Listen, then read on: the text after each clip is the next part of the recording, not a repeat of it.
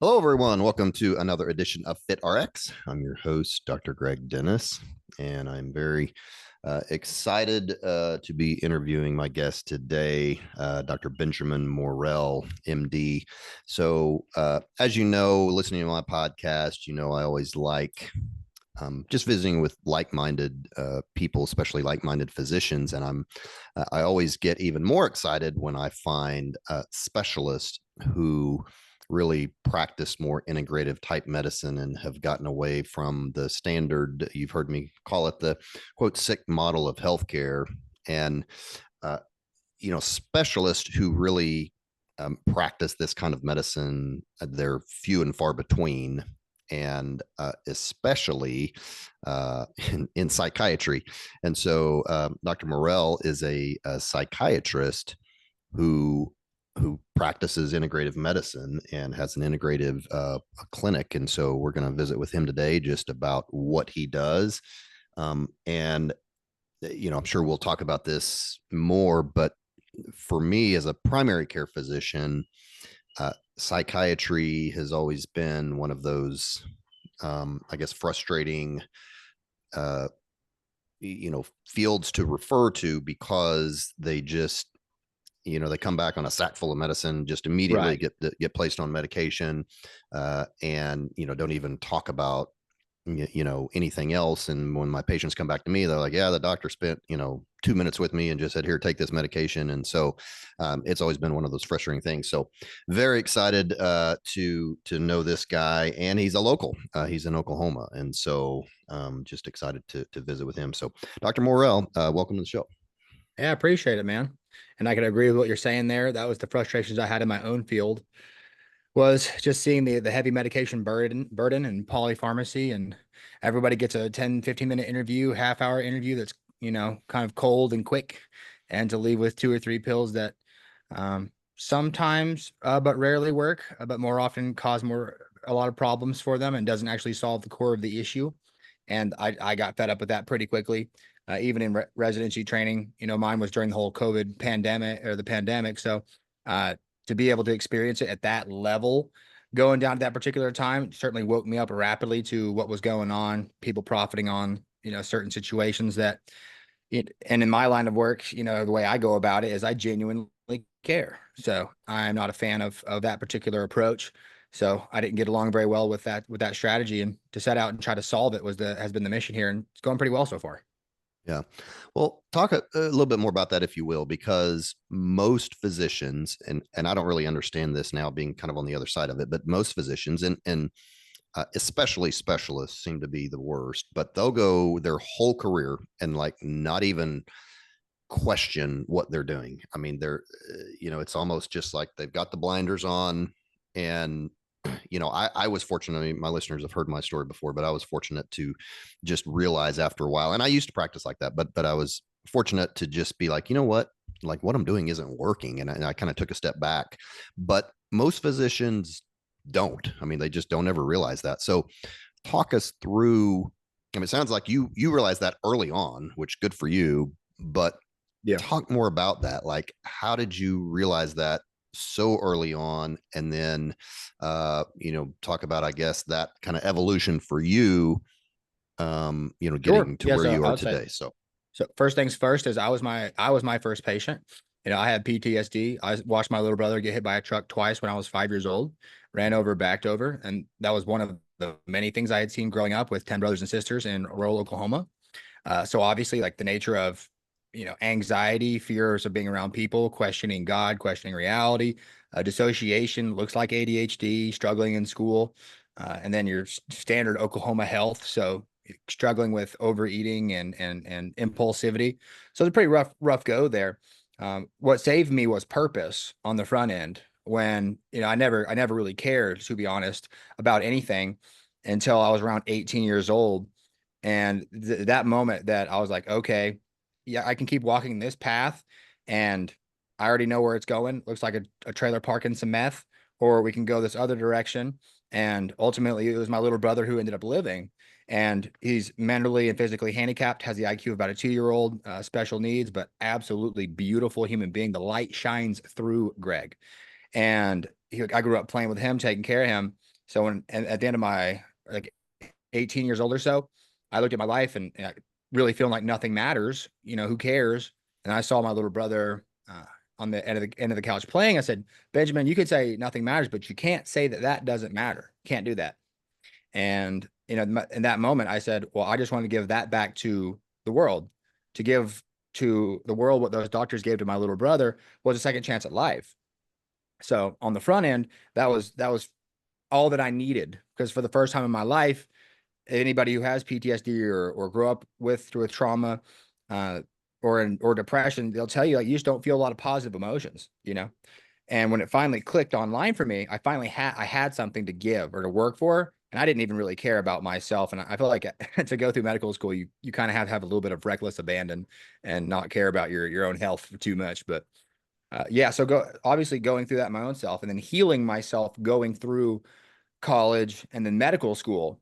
And in medical school, that's when the purpose was there, but the literal stresses were so high. Like I'm talking body's exhausted, waking up at 3, studying, just putting in crazy hours. And I was going through a lot of family situations. Somebody near and dear to me was, on fentanyl and meth, and I was trying to rehab them. It was a brutal experience. And at that point in time, I finally got broken enough for me to at least ask, is this even a real thing? What do I do about it? When I did that, it was like the second, third year med school. I began using my skills and just looking online at research and data. And I stumbled across neuroscience and how the brain can change shape and structure and function through time, given new practices, new beliefs, new approaches. And then, so I looked at that sort of the holistic or integrative, or how can I do this naturally approach? What have people been doing for thousands of years approach versus I'm just going to go this route and most likely get some shitty therapy and some Prozac. So that this way, I saw side effects that were I wasn't trying to deal with, and I was not comfortable sitting down and talking to somebody about my problems. My dad's an old Native American dude. Like you talked about you cry, you get slapped, right? I'm not gonna go talk to somebody, and this is frequently the issue with men, or anybody who has been through that kind of thing, is they don't feel comfortable talking about it. So anyways, I dove into all the natural practices and just absolutely fell in love with them. And I watched the most heroic shift that I've ever experienced in a person that was me. My mood improved, my energy improved, confidence, my body got better. All these weird aches and pains went away and got improved. And from there, I went from, bottom 25% in medical school on board on the first round of boards to the top 25% on the second round of boards. And I barely even studied. My whole life, I've been working so hard, looking, through the lens of PTSD and a dysregulated nervous system. Then when I finally fixed it and like optimized it, my life just absolutely took off. And with that came this just flood of like, I have to give this back. I just got to give it back. So naturally, I chose psychiatry after that, thinking that this is what we would be doing. And then unfortunately, when I got there, that was not what we were doing at all. And that bothered me. I tried to help as much as I could. But during the whole COVID thing, I was on the front lines in the whole experience, waiting, people in the ER coming in, just cut their wrist, just cut their neck, or overdose, assault, rape, or whatever. I got to be the one that's taking those to the face and just try to inspire life back into them. Whew. You would talk about motivational speeches at 3 a.m. deep in the underground of the ER for years, pretty much, it seemed like. And those conversations, they were echoing back in my own mind, and then, okay, if I keep going this path, then this is what this looks like forever. Not happening. So it was at that moment I actually decided to surrender board certification. I was like, I genuinely think I can do better on my own. So, I have my medical license. I still trained in psychiatry. I'm going to figure it out. So then I started my own practice and self-educated myself on all these practices and processes in functional medicine and integrative psychiatry, and then put a practice together where I can actually serve people to help what is going on with them from the inside out. And that has been just an absolute joy, brother. Yeah, well, that's awesome. And gosh, I wish everybody, especially specialists, thought like that, and I really feel like that's the way that our training should go in residency, rather than the other way. And unfortunately, everybody knows that it does not. But what was that experience like for you? You're a little bit unusual. In most of the physicians that I talk to are kind of more like me, is they get the veil lifted from their eyes kind of later in their career, Right. well past residency. That happened for you pretty early on. Mm-hmm. And so what was that like going through more traditional psychiatric residency, and because you have faculty and you have peers that just obviously don't think like you? And I mean, what was that like? It was bad. Obviously, you're the black sheep. So once again, I had experienced a lot of things that these people had not experienced. So you have a lot of these people that are in psychiatry because it's cushy, because it's in vogue, because it's popular, versus me. My path was through the darkness. So we had two completely different thought processes going through. They couldn't really resonate with the patients or understand them, and I absolutely could. So I genuinely cared way more than, and they didn't care. They're checking the boxes to make sure that they get the credentials so that they can generally go on their vacations or whatever, and have a successful practice and some status. And that's just not what I was about. I'm small town guy. Yeah. So I tried to, walk like a duck, quack like a duck, but it just got to a point in time where I was like, that's just not what we do, baby. That's just not Yeah. what we do. I'm preaching authenticity to my patients. So like if I was to be a sellout as a psychiatrist, or to be depressed or anxious or burned out as a psychiatrist, that's like going to a weight loss doctor or a life coach that's obese and has a terrible life, right? So there's a thing called hypocrisy that I refused early in my career, that if I feel myself talking something that I'm not doing in my own personal life, then I had better check it and get that corrected. Oh, good for you. So you started this clinic. You have a clinic in Oklahoma City called the LIT Clinic, which stands for Lifestyle Integrative Therapy Clinic. And so I want to go through some of the things you do. On one of the very first things is psychotherapy and somatic therapy, and next to that you have a picture of a sauna. And so my listeners will know, you're just with a picture of a sauna, you're a man after my own heart. I love I love the sauna. Right. But talk about just kind of what you do with that, with just somatic therapy, as far as how that can improve mental health. Sure. Well, let's start from the top here. So somatic means, body. And for me, the brain is not somehow separate from the rest of your body, which is the other reason I did not like, I struggle with being a specialist. The reason I let that path go early was, I looked into the literature. Specialists, what you're more likely to get famous. So people buy into it because it's going to get you some cred. It's going to get you some status by doing a specialty. However, they're terrible at predicting not just the direction of their own field, but also the directions of the other fields around them.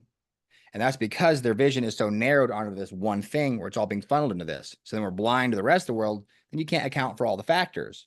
So I saw that early in my career, and I saw myself going down that path. And I was like, if I want to serve the most people, then I have to get off of this road and start getting into these other practices, get a bigger scope of what it means to be human.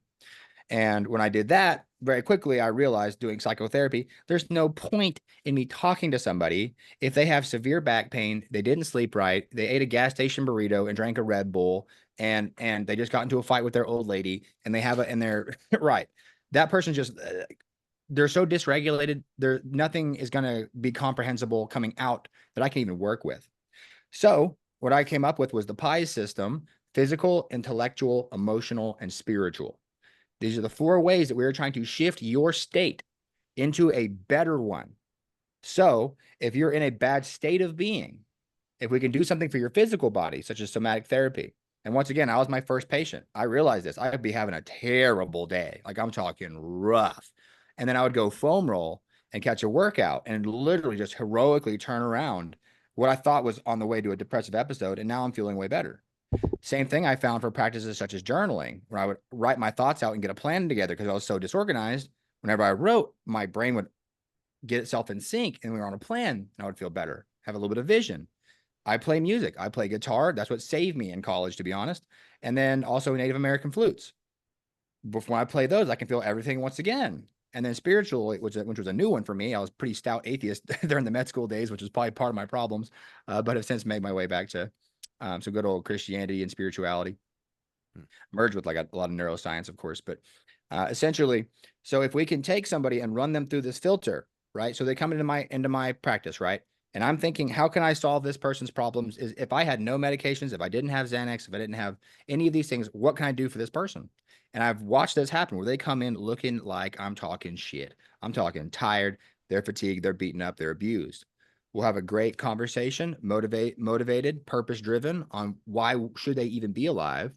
They will do sauna with, with therapy in the sauna. So psychotherapy with good music, cold plunge, sauna, cold plunge. We'll go back and forth in a contrast therapy. This is an extreme example for those of you who are listening. I would not do this for everybody. We would start at different levels depending on where you're at. But for those particular cases, and when we're done with that, I can just see this magnificent release in this patient, and the truth will come out. They'll shed a couple of tears and they'll know exactly what to do, and they're right back on path. So that to me is a way that we can access all those different levels. We hit the body level, we organize the plan for them, we get them some level of win emotionally, and we reground them to their purpose spiritually. And with that, I've seen just heroic transformations, not just in their lives, but in mine, man. Wow.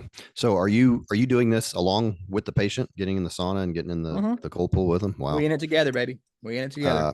That's that, man. I've never heard of a provider, and I preach a lot of that kind of stuff, but actually doing it with the patient, that's a whole new level. So, I do. My listeners know I do cold pool. I have a pool, in my backyard, and so in the wintertime, I keep it going all year. So in the wintertime, I get in it, but it's difficult. Like it took me several years to be able to do that, fairly regularly. So how are you able to get a patient who maybe has no experience in this to do that sort of thing? Right. So, the definition of greatness is to inspire greatness in another person for me. So like a lot of this is you can do it. Right. And, the greatest prison is the one where we can't see the bars. And for a lot of these people who have mental health issues, they're in their own prison that they have created with these prior thoughts or beliefs. And it's simply just not true. So part of me being good at what I do is inspiring people to see what they're truly capable of and pushing them a little bit outside of their limits. Of course, you want to start low and slow, but generally speaking, when you present to them their purpose and you really, really detail out their motivation on how to be better, and then I explain to them like, hey, this right here is something very, very hard. This is very hard. But that's the point of it, is that it's very hard. And that if you do this will make everything else in your life very easy, or much easier, rather. So if you can drive the right motivational systems, then you get somebody to do something very hard that they didn't think that they could do. Then all of a sudden they have all this confidence and they get that huge boost and that rush, and they can go attack the things that they're afraid of on their day-to-day. So I've had, probably a 60-year-old lady, for example, who is really bouncing back from a lot of trauma, a lot of fears, doesn't believe in herself, afraid of everything. And then just at the end of this, do some deep breathing, get them all charged up, and she jumps in the cold plunge and just absolute feeling the sensations of victory. And you can feel like she's finally tapping into that sensation of conquering, of doing difficult things, which is part of being a human. And we want that. We want that. This weird, coddled, comfortable life is exclusively modern era, right? Which is part of the reason that people are so sick. So like I said, part of that is just getting people inspired.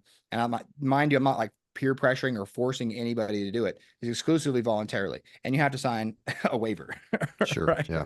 Right. Wow. Well, that's awesome. So, I've read it before. It's been a while, but, I vaguely remember, the cold plunge, when you stay in the cold pool, it increases norepinephrine by like 300%. I mean, I'm sure you know all that. Yeah. Is that correct? For sure. Dopamine 250. So it's like doing a line of cocaine, 250% boost in dopamine. It's about the same as cocaine.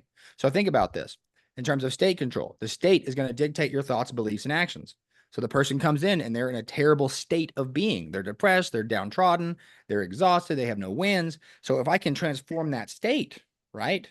So the word repent means to renew your mind, renew your spirit, right? So like to renew your spirit, like you're old and crusty and that got to go. So we got to plug something new into the system. And by doing this, you get them that surge of dopamine that gives them a little bit of clarity, that pushes them outside of that prison that is their own mind, so they can see what's going on. You cannot read the label on the cookie jar when you are in the cookie jar of emotion. Hmm.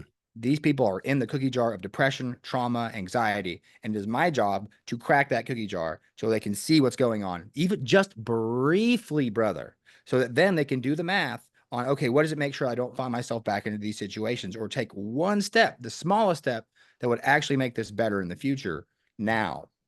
Yeah. Wow. That's good stuff. Well, the next thing you do is something called ketamine-assisted therapy, and I have heard of some people using ketamine. This is not my wheelhouse at all, so you'll Sure. be teaching me something on this, but I really have nothing to add. So, but tell us, what is ketamine-assisted therapy? Who is it good for? Just talk a little bit about that.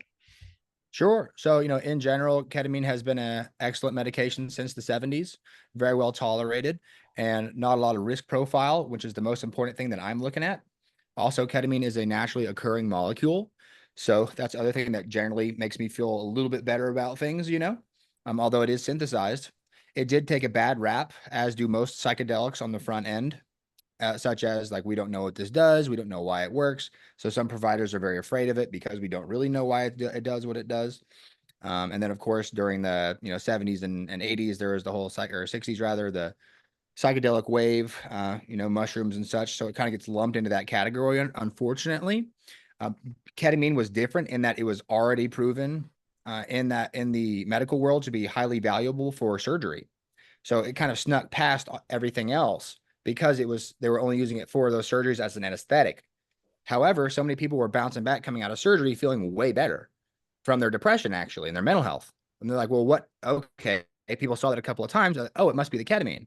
So they isolated that, started studying it in the 2000s, and saw that it can actually be incredible for immediate remission of depression and anxiety for a lot of people. And more studies have been coming out and coming out and coming out since then. However, big pharmaceutical companies, there's just not really money to be made because the patent has expired. Sure. So that's why, for example, S-ketamine, or the nasal one that you'll see, Spravato. You familiar with that one? Not really, huh? Sure. So there's an intranasal ketamine that induces some of that effect, but very low dose. Okay. So what we do know is that this molecule in higher doses can be used as an anesthetic, and then it very much calms the body. However, it stimulates the brain. So even though people's bodies are calm, their brain is very, very active. And that seems to be very curative because the brain can go through different, images or sort itself out. And then later on, we discovered that this is actually causing a boost in brain-derived neurotrophic factor, BDNF. Mhm. So that causes neurogenesis. So we're creating more neurons, and then also synaptogenesis, and that those individual neurons are then putting out and shooting out spindles, and so they can communicate and cross communicate to other things within the brain. So we're getting more and then more. So it's like miracle grow that we're throwing onto the brain and the nervous system.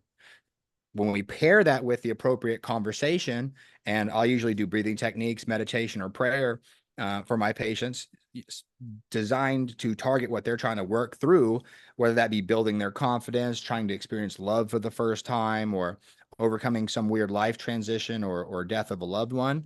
And that has had monumental shifts in people. Like, say, for example, I've had someone come in suicidal and great person, great, family leader, all of that. Just sometimes you get got, a couple times by life. And then 90 minutes later is completely reversed that. He's like, I don't know what I was going through, but thank God for that. Right. Or thank you for that, rather. And that's an extreme example. So that would be like a high dose session, which isn't too bad. Takes about, an hour long or whatever it may be. 45 to 75 minutes is going to be the average. And then I'm usually guiding the front end, and then we'll have a conversation afterwards about what they experienced. In general, it's a lot more positive with ketamine than it would be with psilocybin. So bad trips, while they do happen, aren't going to be quite as prevalent. Hmm. Okay. So someone with more of a chronic, anxiety, depression, whatever, that say has been resistant to other therapies. I mean, is this something they have to do periodically? Like how many treatments do they normally have to do for something Sure. like that? So there's a bunch of different protocols that we can run on Okay. this. There's even a low dose protocol. Some people do not like the trip experience, and I don't blame them. If you have a whole lifelong of trauma that you haven't been working through and never experienced before, then generally you don't want to do a psychedelic or heroic dose of any of these things. And that to me makes sense. I totally respect that. They do have low dose protocols where it's 25 to 50 milligrams that you would take sublingual, let it dissolve. You could do that nightly, every other nightly, or every third night. So that would be like I said, that low dose protocol that we can use to get that consistent benefit, and then a consistent increase in brain drive neurotrophic factor through time. So we're getting a little bit more of that relaxing effect. Generally, people have a better improvement with mood. Oftentimes, they get a little bit better sleep as well because you do it before bed. So I've had a lot of good results with that. There's some great data coming out of Colorado for that. Once again, there's not going to be big studies that are pushing this because there's not financially a reason to be doing it. So a lot of it is, one-off providers and professionals that are doing it within their own clinics. So I've been doing that for people for the past probably about a year, and I've been having great results. So usually I'll do low dose ketamine for a while and then taper them off of their other medications. If they're on an antidepressant or SSRI, I'll pull them slowly off of those while we do the low dose ketamine. And then ketamine doesn't really have a withdrawal symptoms like you would with brain zaps and such when you come off of the antidepressants.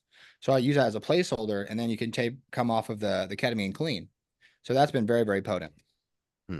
Very nice. Next, you have adventure therapy.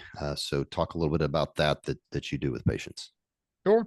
So at some point in time, you have to stop talking about it and start doing it. And, I certainly pride myself on being a representative for what life is supposed to look like. Can't be a hypocrite. I don't want some boring psychiatrist or someone talking to me about life or talking to me about adventure, and then they're not doing anything. You know what I mean? So taking people on retreats, taking people on trips. Last time around, we did a snowboard and ski trip up into the mountains. So we got a big cabin for everybody. My beautiful fiance taught everyone how to make pho. She's Vietnamese and she is a chef of sorts. We had a yoga instructor there, so we did some yoga up on the mountain between runs, which is essential, especially in your 30s. You thought, and then what else? We had a fitness trainer there too, who was putting us through some workouts. So, in general, beautiful experience just to get people out into nature and to get people experiencing things.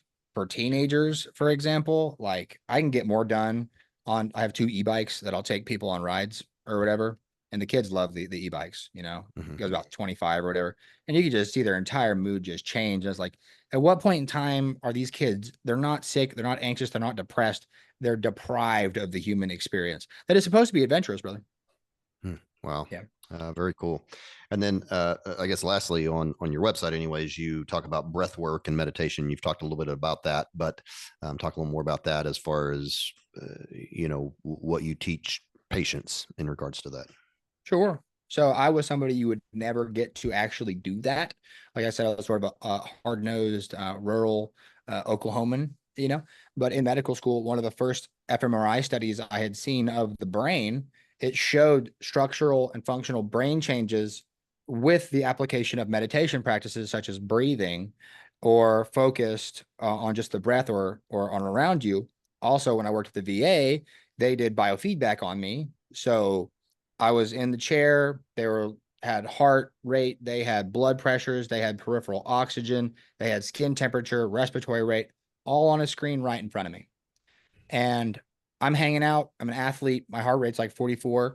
They would say, talk about something that bothers you. So I'll talk about my brother's addiction.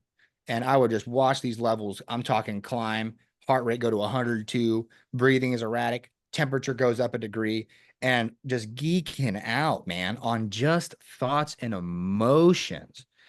And then this PhD psychologist would then talk me down and do guided breath work, and all the levels, just as steeply as they rose, they would fall. And I saw that happen. I was like, oh my God, I'm doing this to myself all the time. So that really got me bought into the physical practices of it. And then those brain scans showed me that I'm, creating a different brain by doing it, really got me to buy into it. And then getting people to obviously learning how to do that on my own and with my like ADHD brain to be a skilled master, how to slow myself down. And then just, showing probably listen to thousands of videos on YouTube, look through all the literature and the research on it. And then finally just teaching people in session on how to even breathe appropriately and how to slow their mind down naturally without having to resort to some, outside of yourself things. Yeah. Use what you got before you start adding things that you don't need. Man, that's so awesome that that you do what you do. I mean, really everything you've been talking about, I just think, I mean, I'm a family practice doc, but I feel like that's what psychiatry should be, you know. Agreed. It's, I mean, it couldn't be further from what it, you know, what it has become or what it is in the more conventional realm. But my gosh, that's what it really should be. How, you know, patients are so used to, especially those that go to typically see a psychiatrist, they're just used to going and seeing pills or getting pills, and you know, quick visits with their doctors. Like, how do they even come to find you? And then it seems like they're going to have to be a little bit open-minded, looking for something different when they do come to you. Like how do you get those patients in to see you and have them buy into what you're trying to do? Well, so first things first, I learned this pretty early when I left, that medicine 2.0 is going to be, I don't care what certifications and degrees that you have, all your crazy tools. Can you help me? Can you help me? So it's all review based. So if I have a bunch of reviews that all back up what I'm saying here, because I trained underneath guys that went to Harvard, that went to Yale, and did these things, but bedside manner, were they good at, were they skilled in a room? Could they motivate a patient? Were they empathetic? Did they sit with them? Did they care? Did they drive great results? Right. So at that point in time, I was like, okay, well, let me be the person who does that. So first and foremost, I tout the people that I have served and I have helped. So the reviews are really what drive it. And then if you can go see someone, oh, this person had ADHD, fixed it. This person had PTSD, overcome. This person had anxiety or depression, and they were to burst out of that while it's coming off two medications at the same time. That generally gets me the buy-in. But most importantly, it's about solving you within you. So I definitely have had the issue of marketing and branding my particular approach. So I have to flip it because men, and who I work best with, and you know, young athletes, for example, do performance and coaching on the side and things for fun. And so to get them to buy in, that's where I flip the script on them of, we are enhancing your brain health.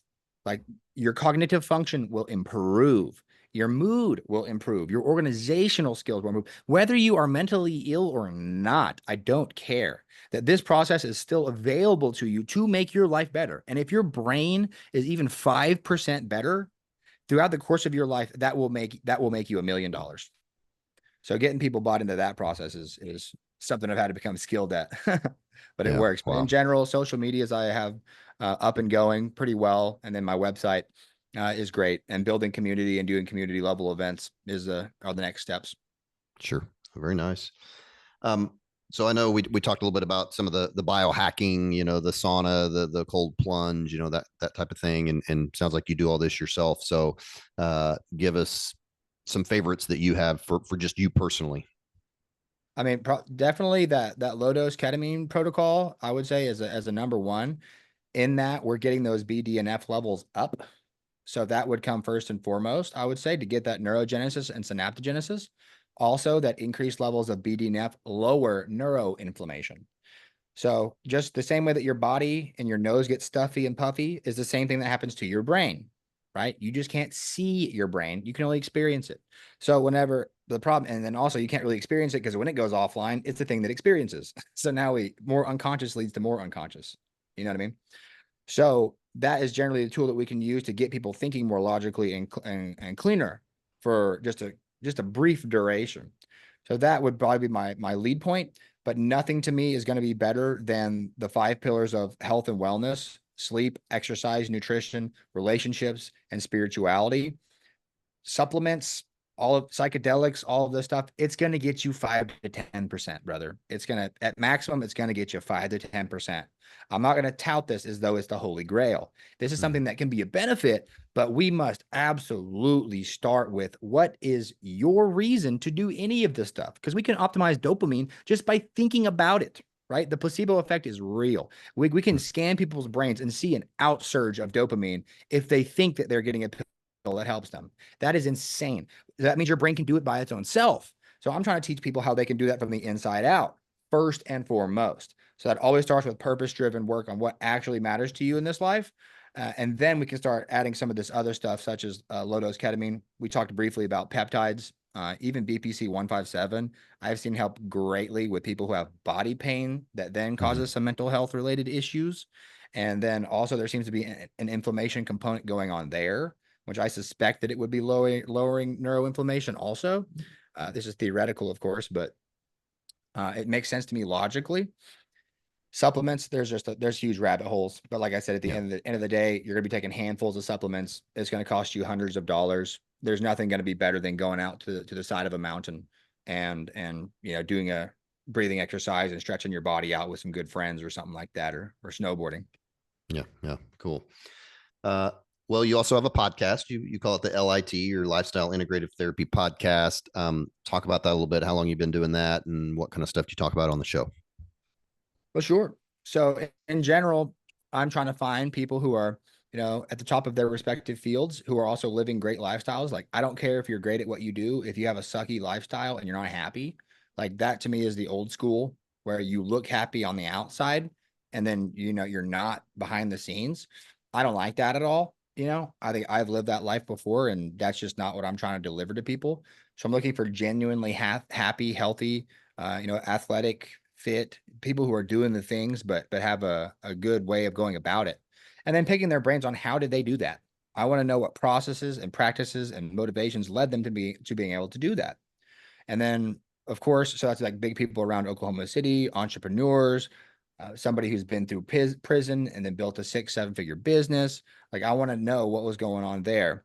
And then also other medical practitioners who are in the integrative or holistic health space, who have some new tools or strategies that people can use to live longer, happier, and healthier, without having to spend a ridiculous amount of money on it. Yeah. Well, very cool. To encourage people to check that out, the LIT podcast. Well, man, that's good stuff. I'm really glad I got connected with you, especially your local guy here, and love what you're doing.